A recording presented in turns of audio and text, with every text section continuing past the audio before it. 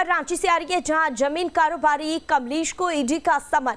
छापेमारी में घर से मिले थे 1 करोड़ और 100 कारतूस और वही 28 जून को सुबह 11 बजे हाजिर होने के निर्देश दिए गए।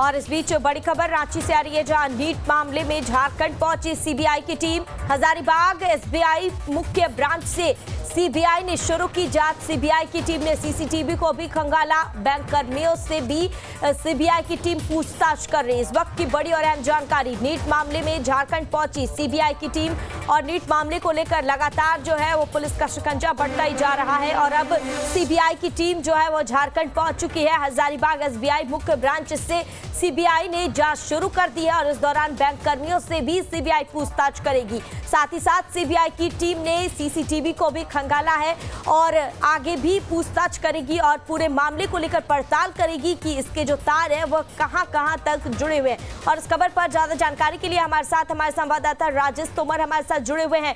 राजेश जी, हजारीबाग पहुंच चुकी है सीबीआई की टीम और अब तक क्या कुछ जानकारी और अपडेट?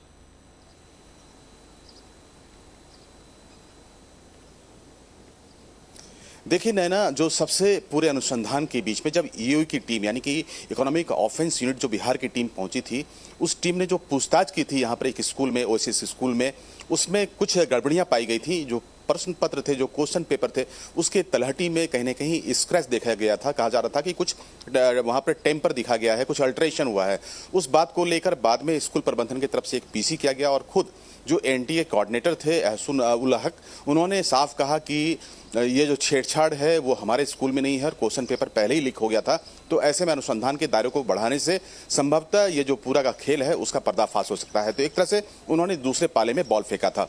अब सीबीआई ने जब केस को टेक ओवर किया है नैना, तो सबसे पहले एसबीआई जहां से कि टोटो के माध्यम से जो क्वेश्चन पेपर है उसे स्कूल भेजा गया था। बड़ी हैरत करने वाली बात है कि वो क्वेश्चन पेपर, जो वो एग्जाम जिसमें कि लाखों बच्चे शामिल हो, उसको इस तरह से आप कैसे भेज सकते हैं? ये कई सवाल खड़ा करता है। क्योंकि बैंक को आमतौर पर जब स्ट्रांग रूम से उन्होंने क्वेश्चन पेपर को निकाला था तो विशेष वाहन से, सिलबंद वाहन से उस पूरे प्रश्न पत्र को अलग अलग स्कूल में भेजा जाना था और एसओपी के तहत जो एक स्टैंडर्ड जो ऑपरेटिंग प्रोसीजर होता है उसके तहत बैंक को काम करना था। लेकिन बैंक ने उसे टोटो पे जाने दिया और कोई सर्विलांस नहीं, किसी भी तरह की कोई सुरक्षा नहीं।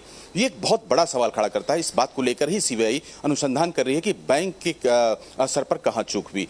हालांकि बैंक ने कहा कि हमारे पास तमाम जो सीसीटीवी फुटेज हैं वो हैं, हमने कोई इसमें एक कस्टोडियन के तौर पे हमने रिसीव किया और हमें जैसा कहा गया हमने वैसा ही भेजा। इसमें ब्लू डार्ट कंपनी जो है उसकी भूमिका भी संदिग्ध है। जब यहाँ से प्रश्न पत्र भेजे गए थे, क्वेश्चन जब भेजा गया था, तो जो गाड़ी है, जो विशेष वाहन है, उसको ब्लू डार्ट ऑफिस तक ले जाया जाता है। उसके बाद वहां से टोटो से बैंक तक पूरे क्वेश्चन को पहुंचाया जाता है। फिर बैंक से जो तमाम स्कूल हैं वहां पर भी टोटो से पहुंचाया जाता है। तो एक बहुत बड़ी खामियां नजर आई हैं। अब सीबीआई पूरी तार जोड़ी है। और ऐसे में बिल्कुल राजेश जी, सीबीआई की टीम हजारीबाग पहुंच चुकी है और एसबीआई की मुख्य ब्रांच के बैंक कर्मियों से भी पूछताछ करेगी। कई अधिकारियों को भी वो शिकंजे में लेकर एसबीआई में सीबीआई जो है वो पूछताछ करेगी। क्या लगता है इन सभी इंक्वायरी में क्या कुछ निकल कर सामने आएगा?